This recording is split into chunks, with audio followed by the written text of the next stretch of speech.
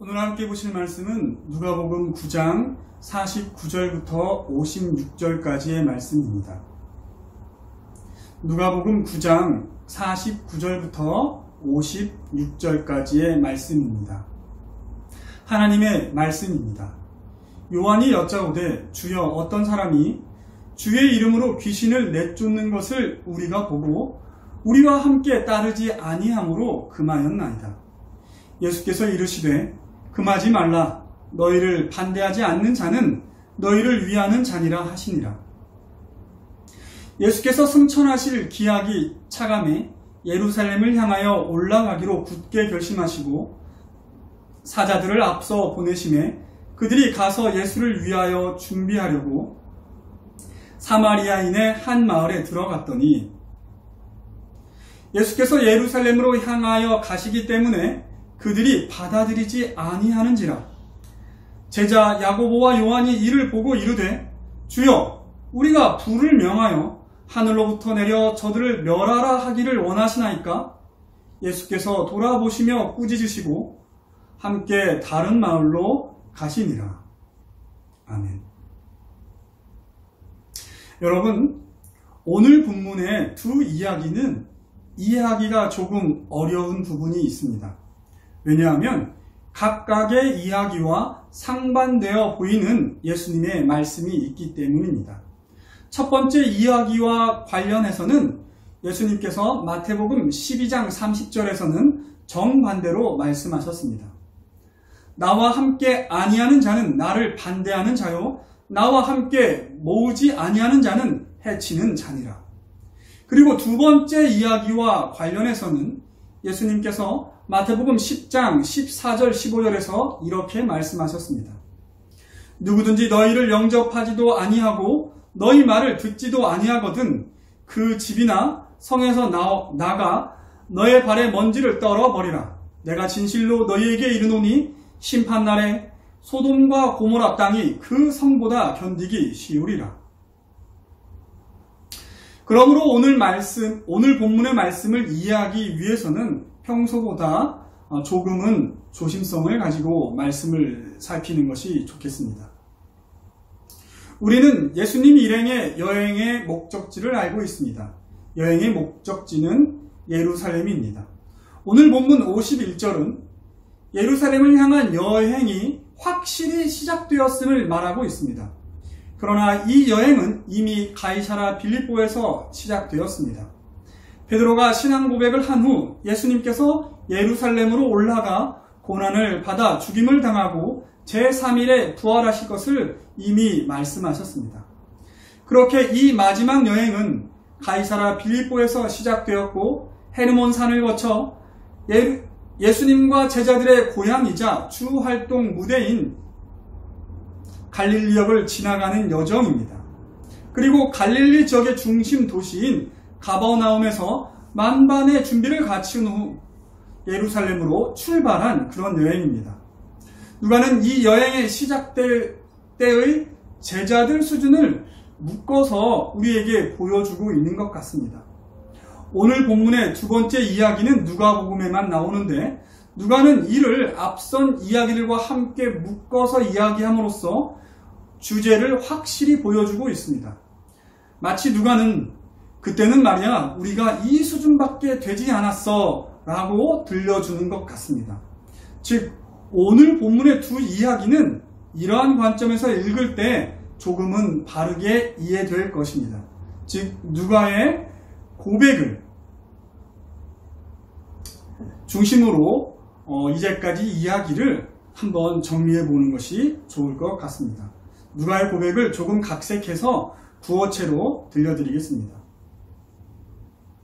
하루는 예수님께서 밤을 새워 기도하신 후에 예수님을 따르는 제자들 가운데 우리 12명을 특별히 사도로 세우셨어. 이는 마치 우리를 예수님께서 회복하실 이스라엘의 12대표로 세우시는 것과 같았지. 그 후 우리는 예수님과 함께 갈릴리 전역을 두루 다녔지. 예수님께서는 하나님 나라의 복음을 선포하셨고 수많은 병자들을 고치셨어. 그리고 어느 날은 우리 12명을 따로 부르셔서 우리에게 모든 귀신을 제어하는 능력을 주시고 또한 병 고치는 능력도 주셨어. 그리고 이제는 예수님께서 하시던 그 사역을 우리도 해보도록 하셨어. 우리는 그렇게 둘씩 짝을 지어 갈릴리 지방을 돌아다니며 말씀을 전파하고 병든 자를 고쳤어.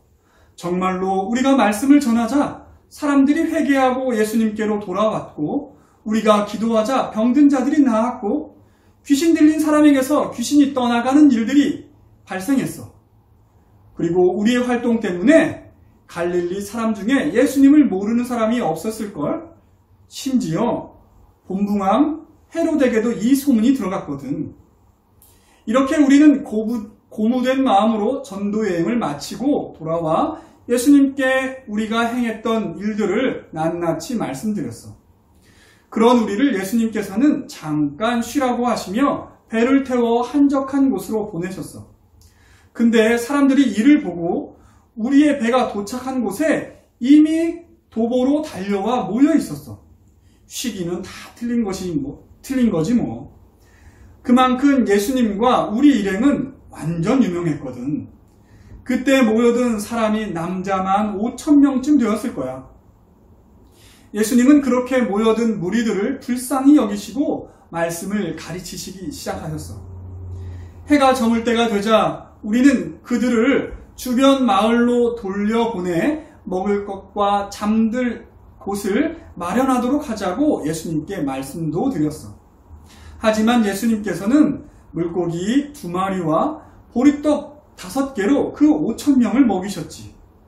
그러자 그 다음날 그들은 또다시 모여와서 예수님을 왕으로 삼으려고 했어. 그런데 예수님께서 그들에게 알 수 없는 말씀을 하시자 그들은 돌아갔어. 솔직히 그때는 그 말씀을 우리도 이해할 수 없었고, 예수님께서 예수님을 왕으로 삼으려는 사람들을 돌려보내신 것에 약간 실망도 했었어. 왜냐하면 이제 이스라엘이 회복될 때가 되었구나 싶었거든. 그러나 이내 우리는 예수님께서 바다 위를 걸으시고 바람과 물결도 잠잠케 하시는 것을 보고는 예수님께서 뭔가 더 큰 일을 준비하고 계시다고 생각했지. 그러던 어느 날 가이사랴 빌립보에 있을 때였어. 예수님께서 우리에게 사람들이 예수님을 어떻게 생각하냐고 물으셨어. 우리는 사람들이 예수님을 세례 요한, 더러는 엘리야 혹은 죽은 선지자 중 하나라고 생각한다고 말씀드렸지. 그랬더니 우리는 어떻게 생각하냐고 물으시는 거야. 그때 베드로가 대답했어. 예수님은 그리스도시고 하나님의 아들이라고 대답했어. 참 엄청난 대답이라고 생각해. 우리가 그동안 봐왔던 것을 생각하면 참으로 적절하고 멋진 대답이었어. 그런데 그때 갑자기 예수님께서 자신이 예루살렘으로 올라가 고난을 받아 죽으시고 부활하실 것을 말씀하셨어. 우리는 정말 그때는 그 말씀이 무슨 말씀인지 몰랐어. 뭔가 비유로 말씀하신 것이라 생각했지. 즉 예루살렘으로 가면 뭔가 예수님께 곤란한 일이 있을 것인데, 지금까지 우리가 봐왔던 것과 마찬가지로 예수님께서 그 역경을 이겨내시고 결국은 이스라엘을 회복시킬 것이라고 우리는 생각했고, 그에 대한 비유라고 생각한 거지. 그리고는 8일이 지나 예수님께서는 베드로와 요한과 야고보를 데리고 산으로 올라가셔서 기도하셨지. 그때 그 제자들은 예수님께서 용모가 변화되어 모세와 엘리야와 더불어 이야기를 나누는 것을 보기도 했어. 그렇게 기도하신 후에 산에서 내려오셨는데, 그때 남아있던 나를 포함한 제자들은 한 아이에게서 귀신을 내쫓지 못해서 서기관들과 논쟁을 하고 있었어. 예수님께서는 남아있던 제자들이 귀신을 내쫓지 못한 것 때문에 믿음이 흔들린 무리들을 꾸짖으시고 그 귀신을 내쫓으셨지. 제자들은 자신들은 왜 귀신을 내쫓지 못했는지 예수님께 묻기도 했어. 기도 외에 다른 것으로는 이런 종류가 나갈 수가 없다고 말씀하셨지. 그리고 예수님께서는 자신이 예루살렘에 가면 사람들의 손에 넘겨져 죽임을 당하실 거라고 또 말씀하셨어. 우리는 대체 자꾸 예수님께서 그런 이야기를 하시는지 전혀 그 이유를 알지 못했어. 그저 확실한 것은 우리가 곧 예루살렘으로 갈 것이라는 것이었어. 그래서 우리는 들떠 있었어. 왜냐하면 이제 예수님과 우리가 예루살렘으로 갈 것인데 그곳에 가면 아마도 갈릴리에서 일어났던 것과 똑같은 일이 일어날 것이거든. 예수님의 말씀에 사람들이 회개하여 돌아오고 병든 자들이 고침을 받고 귀신들이 떠나가고 어쩌면 오병이어의 기적을 또 행하실 수도 있거든. 이제 예루살렘과 유대 사람들이 모두 예수님이 그리스도라는 것을 알게 될 것이거든. 물론 어려움은 있겠지. 그래서 예수님께서 예루살렘에서 고난을 받는다고 말씀하신 것 같아. 그러나 생각해봐. 갈릴리에서는 어려움이 없었나? 아니잖아. 그러나 그 모든 어려움을 통해 오히려 예수님의 권능이 드러났거든. 그렇게 생각하자 우리는 예수님께서 갈릴리에서 왕이 되시지 않은 것은 이러한 보관이 있었기 때문이라 생각하게 되었지. 이제 예루살렘으로 가시면 정말로 이제 예수님께서는 왕이 되시는 거야. 그래서 우리는 들뜬 마음으로 그때 우리 중에 누가 더 높은 자리에 앉게 될까를 논쟁했던 거야. 그런데 예수님께서 우리가 그렇게 길에서 누가 더 높은 자리에 앉게 될까 논쟁했던 것을 아셨던 거야. 그리고는 우리에게 길에서 무엇을 논쟁했느냐고 물으셨어. 우리는 그 질문에 쥐구멍이라도 찾고 싶었어. 우리가 너무 나댄 것 같았거든. 그래서 돌려서 말씀드렸지. 예수님, 하나님 나라에서는 누가 큽니까?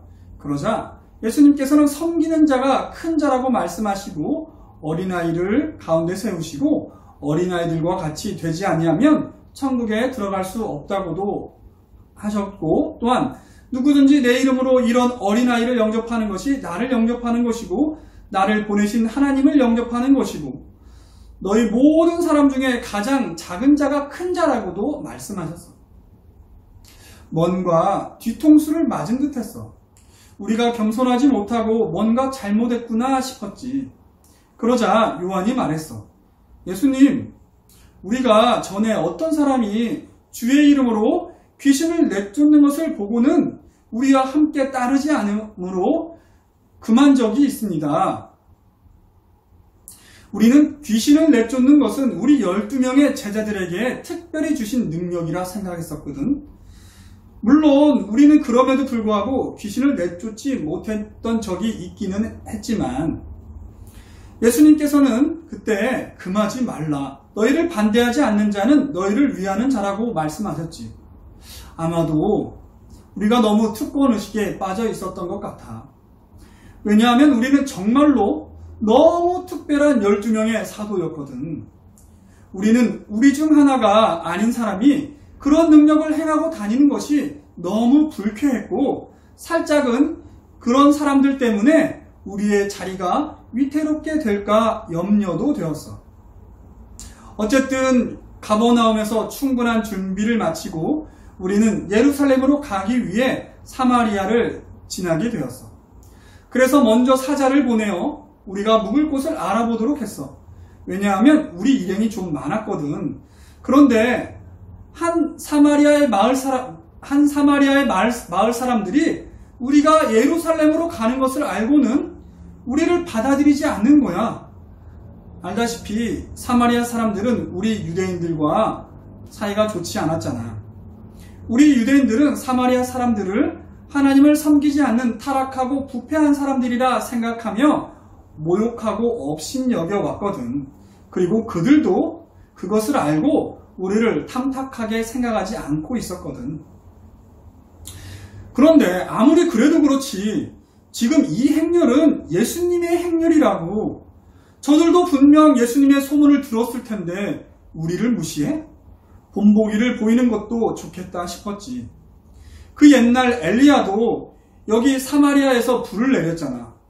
그래서 예수님께서 말씀하셨듯이 우리를 영접하지 않는 마을은 마지막 때에 소돔과 고모라와 같을 것이라고 또한 했잖아. 그래서 야고보와 요한이 예수님께 말했어. 주여, 우리가 불을 명하여 하늘로부터 저들을 멸할까요? 그러자 예수님께서 우리를 꾸짖으셨어. 너희는 무슨 정신으로 말하는지 모르는구나. 인자는 사람의 생명을 멸망시키러 온 것이 아니라 구원하러 왔노라. 자, 이게 바로 우리의 모습이었어. 우리는 예수님께서 예루살렘에서 우리의 모든 죄를 지시고 십자가에 달려 돌아가실 것을 전혀 생각하지 못했어. 예수님께서 분명하게 말씀하셨는데도 그 말씀을 이해하지 못했어. 아니, 이해하지 못한 것이 아니라 그 말씀을 받아들이지 않으려고 했어.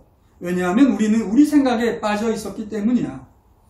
우리는 예루살렘으로 가는 그 길이 마냥 기대되었어. 그곳에 가면 한 자리씩 하게 될 것으로만 생각했거든. 그렇게 우리는 특권의식에 빠져 있었고, 우리를 따르지 않거나 우리를 영접하지 않는 사람들에 대해서 화를 내었지. 하지만 예수님께서 십자가에 달려 죽으시고 부활하시고 승천하신 후 우리 안에 성령님이 함께 계시기 시작한 이후로는, 그 이후로 우리는 그때 무슨 일이 있었는지, 그리고 그때 우리가 얼마나 어리석었는지를 알게 되었지. 이렇게 누가는 이때의 일을 기억하며 자기 자신들을 반성하고 있는 그런 뉘앙스로 지금 이 이야기를 우리에게 들려주고 있는 것 같습니다. 고난을 앞두고 계신 예수님을 앞에 두고도 이런 어리석은 생각에 잠겨있던 자신들을 반성하고 있는 것입니다.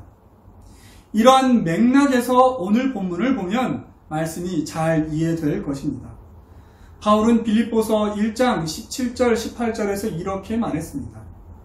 그들은 나의 매임에 괴로움을 더하게 할 줄로 생각하여 순수하지 못하게 다툼으로 그리스도를 전파하느니라.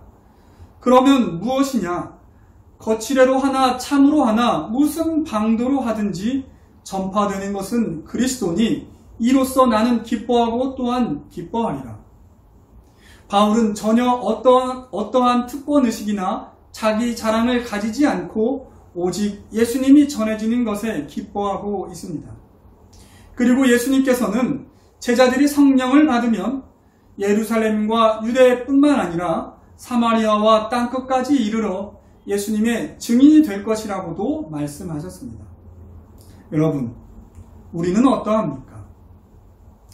예수님을 따르는 것은 십자가를 지고 따르는 것입니다. 십자가 없이는 영광도 없습니다. 이렇게 제자 누가는 십자가가 밝히 보이는데도 여전히 자기 자신의 영광만을 바라보며 자기 신앙과 그 체험에 도취되어 어떤 특권의식이나 배타적인 마음을 가지고 있을 수도 있는 우리에게 반성의 메시지를 던져주고 있는 것입니다. 기도하겠습니다. 사랑이 많으신 하나님, 오늘 우리에게 주신 본문 말씀을 누가가 반성의 의미로 우리에게 들려주는 말씀으로 읽어보았습니다. 맞습니다. 그때의 제자들은 예수님께서 고난을 받으신다 하였어도 그 말을 이해할 수 없었고 어쩌면 그 말씀을 받아들이기 싫어했습니다. 이와 마찬가지로 우리도 예수 그리스도의 고난을 이해하지 않으려 하며 또한 그리스도의 고난을 받아들이지 않으려는 마음이 있습니다. 그러한 우리의 마음을 오늘의 말씀을 통해서 돌아봅니다. 하나님, 우리가 가지고 있는 잘못된 생각들, 우리의 체험이나 우리의 신앙으로 말미암아 갖게 된 그릇된 생각들을 고쳐 주시옵소서. 배타적인 마음들, 또한 특권의식과 같은 그런 마음들 모두 십자가 앞에 내려놓게 하여 주옵소서. 하나님, 우리가 이제는 그리스도의 십자가를 온전히 이해하고 받아들이고 그 안에서 살도록 하여 주옵소서. 모든 것을 예수님의 이름으로 기도드립니다. 아멘.